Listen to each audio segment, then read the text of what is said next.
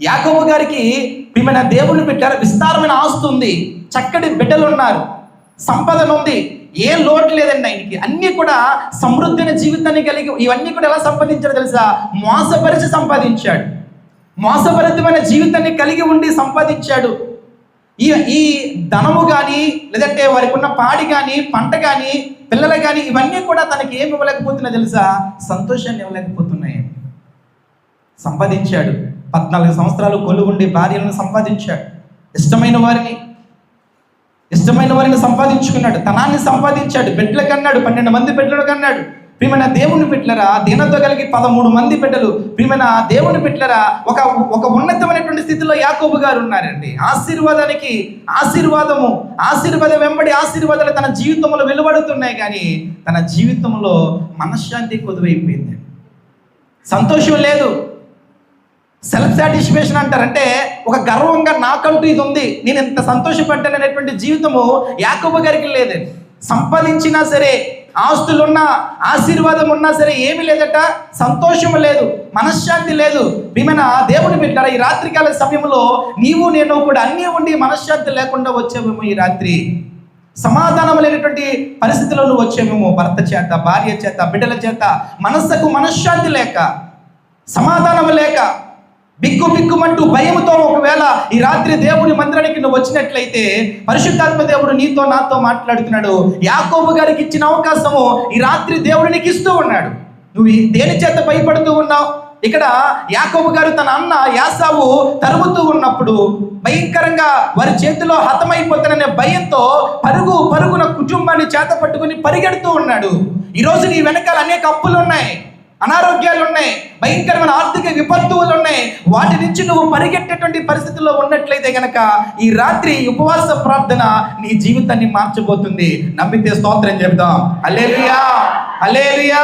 ప్రియమైన దేవుని బిడ్డరా, 90 సంవత్సరాల కాల వ్యవధిలో యాకోబు గారి జీవితాన్ని మనం ధ్యానించగలిగితే ధనము సంపాదించాడు, ఘనత సంపాదించాడు, పేరు ప్రాఖ్యాతులు సంపాదించాడు, కానీ సంతోషము మనశ్శాంతిని సంపాదించలేకపోయాడు.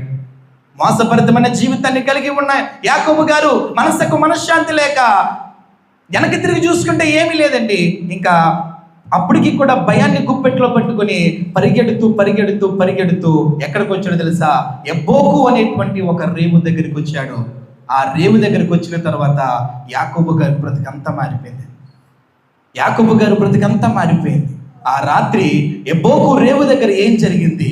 ఎబ్బోకు రేవు దగ్గరికి వచ్చిన తర్వాత యాకోబు గారి జీవితం ఎందుకు మార్చబడ్డది? అప్పటి వరకు కూడా యాకోబు మోసగాడు, ఇప్పుడు మోసగాడు కాదు, ఇశ్రాయేలు జనాంగానికి మూల పురుషుడు. దేవుడికి స్తోత్రం చెప్తాం. ఒక జనాంగానికి మూల పురుషుడిగా, ఆశీర్వాదానికి మూలకర్తగా యాకోబు గారు మార్చబడడానికి, మనసుకు మనశ్శాంతి రావడానికి, సంతోషము కలిగి ఉండడానికి, సెల్ఫ్ రెస్పెక్ట్, సెల్ఫ్ సాటిస్ఫాక్షన్తో తన జీవితాన్ని ముగించడానికి యాకోబు గారికి ఆ రాత్రి జరిగినటువంటి ఒక సంఘటన ఈ రోజు నీ జీవితంలో, నా జీవితంలో ఉండగలిగితే మన బ్రతుకులు కూడా మార్చబడతాయి. ఒక గొప్పవాడిగా మార్చబడినటువంటి యాకోబు గారు ఇక్కడ అందాక చదివించిన మాటలో యాకోబును ప్రేమించి యాసావును ద్వేషించడానికి ప్రధాన కారణం ఏంటో తెలుసా? యాకోబు ఎబ్బోకు రేవు దగ్గర దేవుడితో కలిసిపోయాడండి. దేవునికి స్తోత్రం చెప్దాం. ఎబ్బోకు రేవు దగ్గర యాకోబు జీవితాన్ని మార్చుకున్నాడు, వచ్చిన అవకాశాన్ని సద్వినియోగం చేసుకున్నాడు, దేవుని వైపు తిరగడం ప్రారంభించాడు. ఒకప్పుడు ఎబ్బోకు రేవు దగ్గర రాకమునుపు యాకోబు లోకాన్ని చూశాడు, లోక ప్రేమను చూశాడు, లోక అందాన్ని చూశాడు, లోక ఆస్తులను చూశాడు. ఎబ్బోకు రేవు దగ్గరకు వచ్చిన తర్వాత దేవుని వైపు చూడడం ప్రారంభించాడు. దేవునికి స్తోత్రం చెప్తా. దేవుని వైపు ఎప్పుడు చూడడం ప్రారంభించాడో తన బ్రతుకు మార్చబడ్డది. ఈరోజు నీ బ్రతుకు మార్చబడాలి అంటే ఎబ్బోకు రేవు దగ్గరికి నువ్వు రావాలి. ఎబ్బోకు అనేటువంటి మాటకు అర్థం ఏంటంటే ప్రియమైన దేవుని బిడ్డలారా, కుమ్మరించుట అనే అర్థాన్ని ఇస్తుంది. ఏమిస్తుంది చెప్పండి? కుమ్మరించు. ప్రతి ఒక్కరు చెప్పొచ్చు కుమ్మరించుట. ఎబ్బోకు అనగా అర్థం ఏంటంటే కుమ్మరించడం. కుమ్మరించేటువంటి మాటకు అర్థాన్ని కలిగిస్తుంది ఎబ్బోకు రేవు. ప్రియమైన దేవుని బిడ్డలారా, ఇప్పుడు ఒకసారి మనం యాకోబు గారిని మనం ధ్యానించగలిగితే, యాకోబు గారు పరిగెడుతూ ఉన్నారు.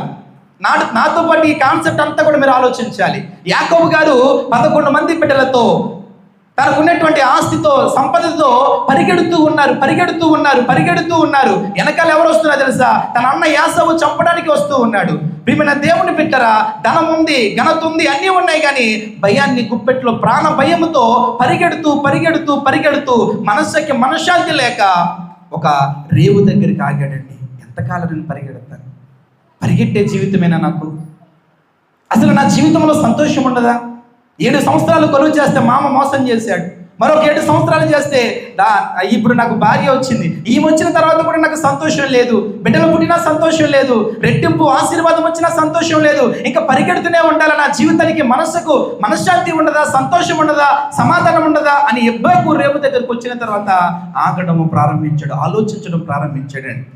ఈరోజు ఈ రాత్రి కూడా నువ్వు ఆలోచనలో పడాలి. ఎంతకాలం పరిగెడతావు? ఆర్థిక పరిస్థితులు ఎంతకాలం తరుగుతాయి? అప్పులు ఎంతకాలం నిన్ను పరిగెట్టిస్తూ ఉంటాయి? అనారోగ్యము ఎంతకాలం నిన్ను పరిగెట్టిస్తూ ఉంది? ఆగాలి. నువ్వు ఆగి ఒకసారి దేవుని వైపు నువ్వు చూడగలిగితే నీ బ్రతుకును మార్చే రాత్రి ఈ రాత్రే కావచ్చేమో. దేవునికి స్తోత్రం చెప్దాం. ఈ రాత్రే నీ బ్రతుకు మారొచ్చేమో, ఈ రాత్రే శోధనలు జయించొచ్చేమో, ఈ రాత్రే ప్రభు ఒక గొప్ప వ్యక్తిగా నిన్ను మార్చొచ్చేమో. ఎబ్బోకు రేవు దగ్గర యాకోబు గారిని మార్చిన దేవుడు నిన్ను ఈ రాత్రి మార్చబోతూ ఉన్నాడు.